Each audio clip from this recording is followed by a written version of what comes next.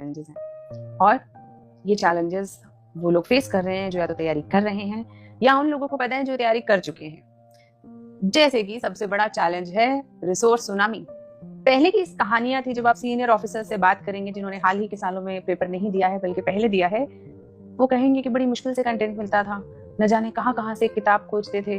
कई बार तो वो बताते हैं कि पहाड़ उतरना पड़ता था, नदियों के अंदर तैर के जाना पड़ता था, फिर जाके हमें कहीं पे वो पढ़ाई के लिए कंटेंट मिला करता था। लेकिन अब सारी चीजें आपके फोन पर है, क्लिक पर है और जरूरत से ज्यादा है। अब इतना ज्यादा कंटेंट है जो पढ़ा ही नहीं जाता। जैसे कि आप में से बहुत सारे बच्चे जो तैयारी कर रहे होंगे, दिल पे हाथ रख के सच सच बताइए कि आपने जितना कंटेंट डाउनलोड करा है या खरीदा है, क्या आपने पढ़ा है? क्योंकि अक्सर आप देखेंगे कि हम लोग अपने गिल्ट को हटाने के लिए, क्योंकि हम पढ़ नहीं पा रहे हैं, तो उस गिल्ट को हटाने के लिए हम नए कंटेंट खरीदते रहते हैं, नए कंटेंट डाउनलोड करते रहते हैं। और कई बार 100 200 पीडीएफ हमारे पास हमारे फोन टैबलेट्स में पड़ी होती है, लैपटॉप्स में पड़ी होती है, लेकिन पढ़ी उनमें से एक भी नहीं होती। कोई एक भी पीडीएफ ऐसी नहीं होती जिसे एंड टू एंड हमने पढ़ा हो और याद किया हो। तो रिसोर्स बहुत ज्यादा है। तो इसी के लिए सबसे आसान तरीका यह है, आप अपने रिसोर्सेज को लिमिट रखें। बहुत अच्छा लगता है अगर सेम कंटेंट हमें अलग अलग रंगों में, अलग अलग प्रेजेंटेशन में मिल जाए, लेकिन कंटेंट तो सेम ही रहेगा ना। हिस्ट्री कौन बदल देगा, क्वालिटी कौन बदल देगा? So be very very clear. Presentations बदल सकती है, कंटेंट नहीं। तो अपने कंटेंट को सोच के समझ के रिस्ट्रिक्ट कर लीजिए कि पहले मैं ये खत्म करूंगा या करूंगी, उसके बाद अगले कंटेंट पे जाएंगे। तो सबसे बड़ी प्रॉब्लम, पहली problem resource tsunami, solution resource restriction and limitation. दूसरी सबसे बड़ी problem, challenge, we have lost faith. अब पता ही नहीं चलता कि किस प्रोसेस पे विश्वास करना है। कई बार हम इस यूपीएससी की प्रोसेस से ही विश्वास खो देते हैं, बट प्रोसेस पे विश्वास होना बहुत जरूरी है। जैसे कि अक्सर आपने एक ये प्रोपेगेंडा सुना होगा कि इतना कंपटीशन है, कोई पास ही नहीं होता। अगर ऐसा होता तो हर साल लगभग 1000 बच्चा तो सिलेक्ट होता ही है, और जो सिविल सर्विसेज की तैयारी कर रहा होता है उसमें से भी बहुत सारा बच्चा CAPF, CDS, banking, PO, RBI, अलग अलग एग्जाम्स को देखे, पीसीएस इतना बड़ा एग्जाम का जो प्लेटफॉर्म है उन पे एग्जाम्स देके पास होता है। तो ऐसा नहीं है कि पास नहीं होते लोग, जो मेहनत करते हैं, सही दिशा में रहते हैं, वो पास करते हैं। देन दुनिया में हर चीज के लिए हमें विश्वास की जरूरत होती है, हर चीज के लिए हमें ये बात समझनी पड़ेगी।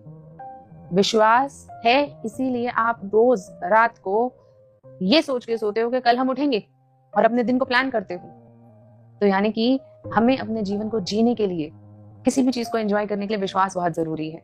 तो अगर आपको अपनी यूपीएससी की जर्नी को एंजॉय करना है, उसे पास करना है, विश्वास बहुत जरूरी है इस पूरी प्रोसेस पर। Third, over guidance, under work.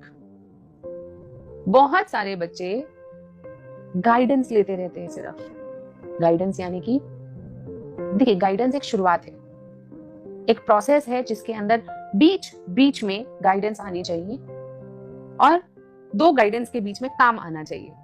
काम मतलब द रियल हार्ड वर्क, यानी कि आपको किसी टीचर ने, मेंटोर ने बताया बेटा आप ये कर लीजिए, तो उसके बाद आपने विश्वास किया और वो काम किया। उन्होंने कहा ये 10 पन्ने पढ़ लो, इसे याद कर लो, तो आपने वो 10 पन्ने याद करे। फिर उन्होंने गाइडेंस दी कि बेटा आप आंसर लिखो, ऐसे लिखो। फिर आपने उस प्रोसेस को समझा और आंसर लिख के दिखाया। फिर उन्होंने कुछ करेक्शंस बताए और फिर आपने करेक्शंस करके दोबारा से आंसर लिखा, दिखाया। यानी कि गाइडेंस वर्क, गाइडेंस वर्क, ये एक साइकिल है। लेकिन कई बार बहुत सारे बच्चे सिर्फ ओवर गाइडेंस करते रहते हैं, यानी कि काम नहीं करते, पढ़ाई नहीं करते, रिवाइज नहीं करते, याद नहीं करते, आंसर नहीं लिखते, लेकिन बस यूट्यूब पे वीडियोस बैठ के देखते रहते हैं कि अच्छा आंसर कैसे लिखा जाना चाहिए, अच्छा पेपर 1 पढ़ने का तरीका ये है, पेपर 2 पढ़ने का तरीका ये है। तरीके उन्हें पूरे पता है, यानी कि अगर आप उन्हीं को बिठा दें ये वीडियो बनाने के लिए तो हो सकता है बेहतर बना दे, क्योंकि मैकेनिज्म पूरा पता है लेकिन करा नहीं है। करना बहुत जरूरी है। गाइडेंस एक स्टार्टिंग पॉइंट है, एक फैक्टर है, लेकिन उसके बाद जो चीज आपको सक्सेसफुल बनाती है वो ये नहीं कि आपने ड्राइविंग में कितने मैनुअल पढ़ लिए, बल्कि जब आप ड्राइव करते हैं, यानी कि जब आप वो काम करते हैं, तो देखिए, जानिए, लेकिन उसके बाद काम भी करिए। क्योंकि कई बार हमें सिर्फ बातें करने में मजा आने लगता है, कई बार हमें सिर्फ सुनने में मजा आने लगता है, तो हमारा रियल अचीवमेंट थोड़ा सा दूर हो जाता है। So beware of over guidance and start working, we have to work. काम करना बहुत जरूरी है। चौथी चीज जो हमारे लिए बहुत ही ज्यादा इंपॉर्टेंट है, दैट इज टाइम मैनेजमेंट। बहुत सारे कैंडिडेट्स टाइम को मैनेज ही नहीं कर पाते हैं, यानी कि वो प्रायोरिटाइज नहीं कर पाते हैं कि किस एक्टिविटी को कितना समय मिलना चाहिए। कभी किसी चीज के ऊपर बहुत समय लगा देते हैं, चाहे वो इतना इंपॉर्टेंट हो या ना हो, चाहे वो टॉपिक से क्वेश्चंस आए या ना आए। कई बार उस टॉपिक को बिल्कुल छूते ही नहीं या बिल्कुल शालो तरीके से निकल जाते हैं जिसपे क्वेश्चंस आते हैं। सो time management and prioritisation very important. Fifth very important thing, that is a challenge that most candidates approach this exam with emotions. Emotions मतलब वो एक emotional understanding से इस एग्जाम को अप्रोच करने लगते हैं, इस एग्जाम को अप्रोच करने लगते हैं। वो इस तरीके से एग्जाम को सोचने लगते हैं कि मेरे को इसी बार में निकालना है, अगर मैंने नहीं निकाला तो ये हो जाएगा, मेरे पेरेंट्स मुझे अगला चांस नहीं देंगे, उन्होंने इतनी तकलीफों से मुझे यहाँ पे भेजा है। लेकिन ये सारी बातें सही हैं, सोचना भी चाहिए एक अच्छे जिम्मेदार बच्चे होने के कारण, लेकिन ये सब सोचने से आपका एग्जाम नहीं निकलता। तो इनको सोचना है, उसके बाद रुक जाना है, फिर हमें एग्जाम की प्रोसेस में घुसना है, वहां पे काम करना है। Objectivity and clarity are very important. अक्सर क्या होता है कि इमोशंस, ओवर थिंकिंग, ब्रेकडाउन्स और ये सारी चीजें जो हमारे साथ होती हैं, उसके साइकिल में बच्चे ऐसे फंस जाते हैं कि जो रियल एग्जाम के लिए काम करना है, जो ऑब्जेक्टिविटी क्लैरिटी चाहिए, वो मिस हो जाती है। Very important thing, don't miss the objectivity and clarity. क्योंकि हम चाहे कितना चाहें, कितनी हम बातें करें कि हमारे साथ क्या क्या परेशानियां, क्या क्या ये सब रहा, यूपीएससी के पास तो हमारी आंसर शीट और ओएमआर शीट जाएगी।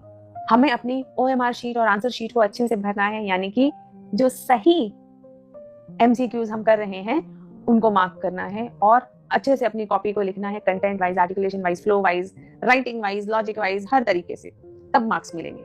It is as simple as that.